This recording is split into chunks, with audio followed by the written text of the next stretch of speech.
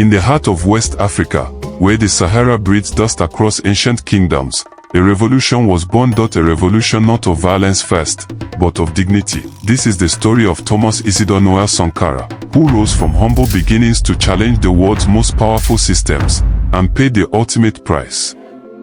Thomas Sankara was born on December 21, 1949 in Yoko, Upper Volta, a territory then under the deep shadow of French colonial rule. His father was a veteran of the French army, disciplined and strict. His mother, a woman of faith and enduring strength. From them, he learned duty and restraint. From his homeland, he learned hunger, drought, and the weight of inequality.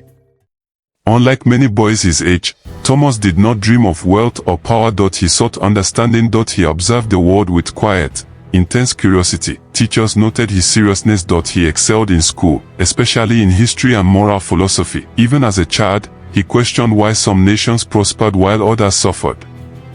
At 19, Sankara entered the military academy of Kadiogo. For many, the army was a road to status. For him, it became a school of discipline and political awakening. He encountered young officers who debated colonialism, independence movements, and African unity. He read Kwame Nkrumah, Amilcar Cabral, Frantz Fanon, and the writings of Marxist thinkers. The military sharpened his mind, not just his aim.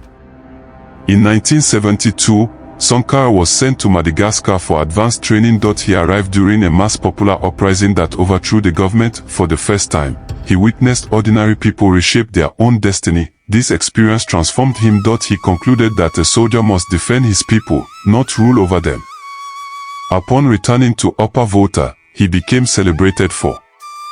He lived simply, avoided corruption, and spoke openly. These qualities brought him admiration among soldiers and suspicion among political elites. On August 4, 1983, young officers led by Sankara took power. He renamed Upper Volta to Burkina Faso, land of upright people. A name that declared moral purpose, a nation free from domination. A people who stand with dignity. Sankara launched one of the most ambitious reform programs in modern African history. His message was clear: self-reliance, integrity, collective effort. And the people responded. For the first time, many felt pride, not dependency. But his revolution challenged local elites who lost privilege, foreign companies who lost control, Western nations whose influence was threatened. France, Côte d'Ivoire, and others viewed his independence as dangerous. Pressure increased, isolation grew. Inside his own ranks, ambitions shifted, trust eroded, and among those who drifted away was his longtime ally, Blaise Compaoré. On October 15, 1987, gunfire broke out near the presidential council. Thomas Sankara was killed during a sudden coup. He was 37 years old. There were no grand speeches. And no final declarations, only the abrupt silence that follows a storm. The new regime denied responsibility for years, but history remembers what power seeks to forget.